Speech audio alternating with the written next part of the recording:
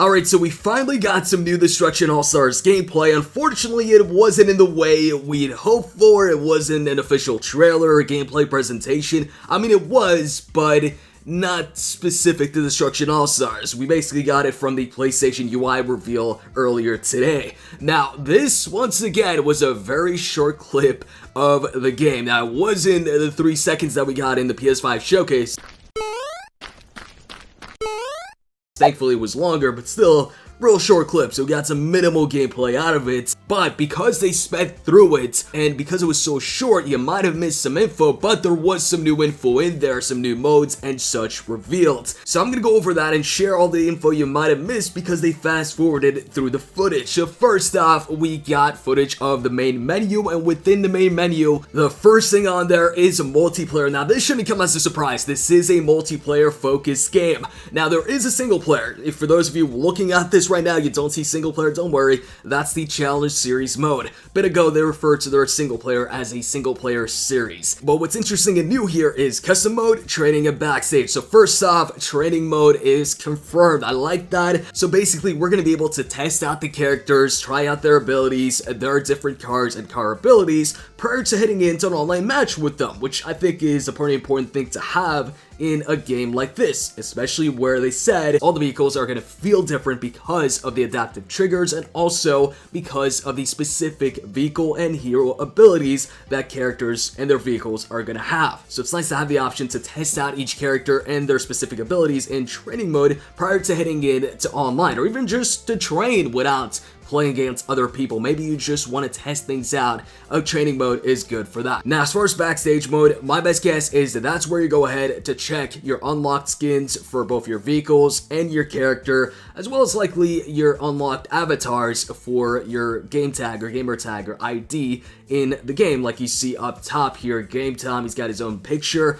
We know that there's going to be avatars in the game they can unlock, as well as skins for vehicles and characters. But then what's even more interesting is this right here, custom mode. So they haven't talked about this at all. They haven't mentioned a custom mode. So this could be a big mode where you customize arena, customize matches, custom matches with different objectives that you choose for you and your friends to play online in private matches. Or it could just be what I described for backstage, and it's just where you customize your characters and your vehicles with the skins that you've unlocked. Since we have so little information, it's hard to figure everything out on our own just by looking at this. So hopefully in the next Destruction All-Stars gameplay presentation, maybe? Anyways, moving on to the character selection screen, where we also got something confirmed here, and this might come as some bad news. Now, I want you to pay real close attention here, because in the official PlayStation video, they fast forward this part super quick. You probably missed it. I actually missed it too until I rewatched it slowed down for this video. Now, we know that the online matches are going to be 16 player matches. We also know that there's 16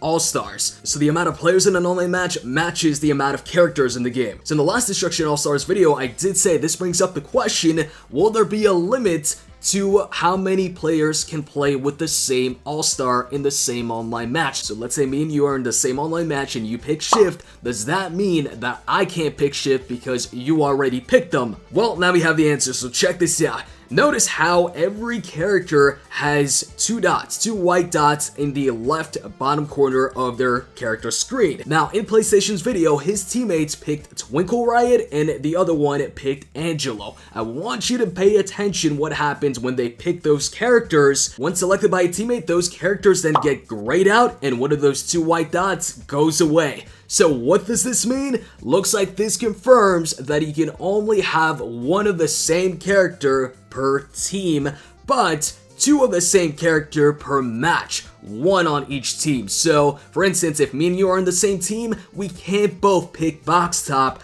But if we're in the same online match and I'm on one team and you're on the opposing team, then I can pick Box Top and you can also pick Box Top, but none of our teammates can also pick them. So this right here could be seen as good news, but also bad news. In a way, it allows for a variety, so you don't have a match filled with just one character. But at the same time, it could also be a bummer because if you're real good with a certain All-Star, or if you prefer a certain All-Star for whatever reason, if your teammate goes ahead and picks him first, well, you're out of luck and you can't pick him as well. You gotta pick somebody else. Unless they maybe have a specific mode where it's a lot less casual, like maybe casual matches, where you can go ahead and pick the same character that a teammate has also picked. But that's a big maybe. Right now I'm going off what we see, and what we see is that there is a all-star limit per team, and that's one of the same character per team. Next up, what you might have noticed or missed from the online match that they showed is it wasn't just a regular online match where the objective is just to wreck the opponents. No, this was a brand new type of mode in multiplayer that they hadn't revealed yet called Stockpile. You might have noticed at the top you had an A, a B, and a C, kind of like capture points, and you also had gears under it. This is what you need to collect in this mode called Stockpile. So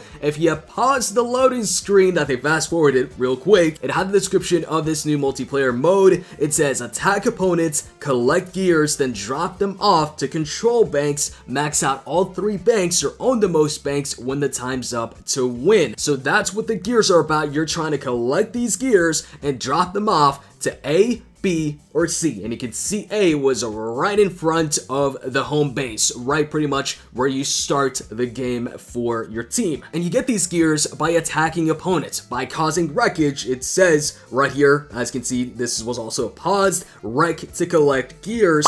This is kind of a combination of Call of Duty's Kill Confirmed, where you're collecting these dog tags, but in this case it's gears, and Capture the Flag, kind of a combination of both. So new Destruction All-Stars multiplayer mode confirmed right there. Now, next up, we know that there's going to be the specific All-Stars vehicles as well as the basic vehicles that are going to be scattered throughout the arena at the beginning of the match, and that there's 12 basic vehicles. Well, it looks like all of those 12 will be within the same match, because you can see in the gameplay video that we saw that right at the start, once you jump off that home base, you see 6 cars right in front of you. And since your team has 6 cars right at the home base, you know the opposing team's also going to have 6 cars, so that's 12 total cars to start things off. They won't be hard to find. They're going to be right in front of you, but you know at the start of the match, everybody's going to be running towards those cars, trying to get in them first so they don't have to be on foot, or maybe some people will prefer to be on foot. But it also looks like those won't be the only basic vehicles on the map, because you see when the characters are on the ground that there's another car a bit further away to their right, so that's 13 basic vehicles, and since there's one further away on the right, there's probably one further away on the left as well, which would make it 14, so